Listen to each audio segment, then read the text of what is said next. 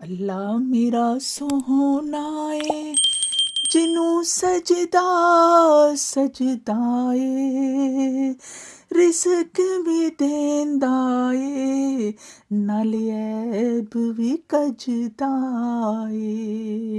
اللہم صلی علی محمد وآل محمد وعجل فرجہم۔ بہت سی نیک دعاؤں تمناؤں کے ساتھ اپنے تمام سبسکرائبر، شیئرر اینڈ کیئرر کے لیے، کل کائنات کے لیے، امن و سلامتی کے لیے، پیلسٹائن فلسطین کے لیے، اور آزاد کشمیر، اور جتنے بھی اس وقت مظلومیت کے اور مشکلات کے حصار میں ہیں، اللہ تعالیٰ ان سب کی حفاظت کے لیے دعا گو ہیں، اور ہمیں اس رمضان المبارک میں جتنے بھی ہم ہیلپ کر سکتے ہیں، جو بھی کر سکتے ہیں وہ ہم کریں، لیکن وہ ہیلپ کرنے کے ساتھ ساتھ سب سے پہلے بندے نے اپنی ہیلپ کرنی ہے۔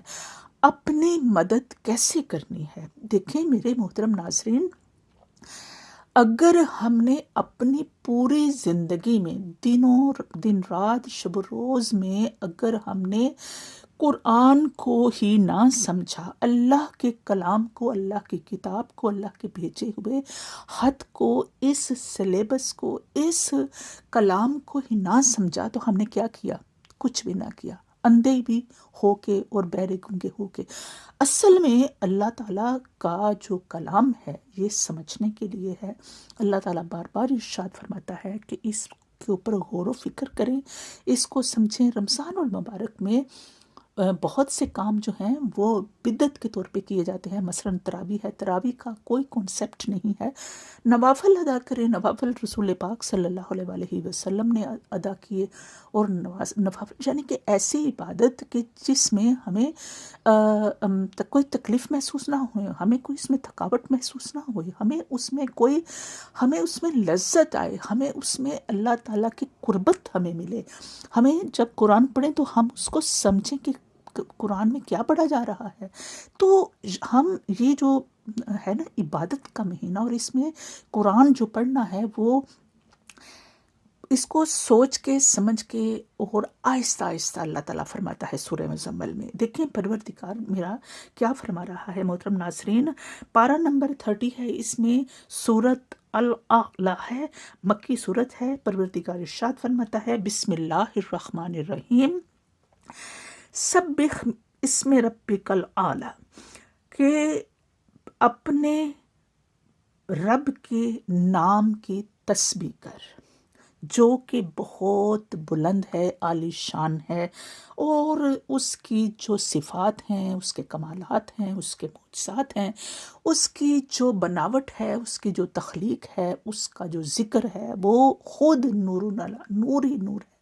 تو اللہ پاک ارشاد فرما رہا ہے کہ اے حبیب صلی اللہ علیہ وآلہ وسلم، اپنے رب کے نام کا تسبیح بیان کیجئے۔ تسبیح میرے محترم ناظرین، یہ جو ہاتھوں میں پکڑی ہوتی ہے یہ تسبیح نہیں ہوتی صرف، یہ تو پڑھنے کا ایک کاؤنٹنگ کا جو ہے وہ شیڈیول ہے، لیکن اصل میں تسبیح ہے کہ ہم اپنے رب کا ذکر ایسے کریں کہ ہمارے رونگٹے کھڑے ہو جائیں، ہماری آنکھوں سے آنسو نکل آئیں، ہمیں پتہ چلے کہ جو پروردگار اتنا شان والا ہے، وہ پروردگار کہتا ہے کہ وہ الاعلیٰ ہے، وہ بڑی شان والا ہے۔ وہ ہم جب سجدے میں سر جھکا کے، ماتھا جھکا کے، ناک جو اپنی زمین کے اوپر لگا کے، تو ہم کہتے ہیں کہ اے میرے رب تو ہی اعلیٰ ہے، سبحان ربی جل اعلیٰ بحمد۔ جو یہ ہمیں جب میننگ کے ساتھ، ہمیں توجہ کے ساتھ، ہم رو کے ہمارے آنسو نکل آئے، تو ہی ہماری جو لنک ہے، ہمارا جو معرفت ہے، پہچان ہے، ہمارے رب کے ساتھ بنتی ہے۔ اور یہ ہمیں سب کچھ بتایا ہے محمد والے محمد نے۔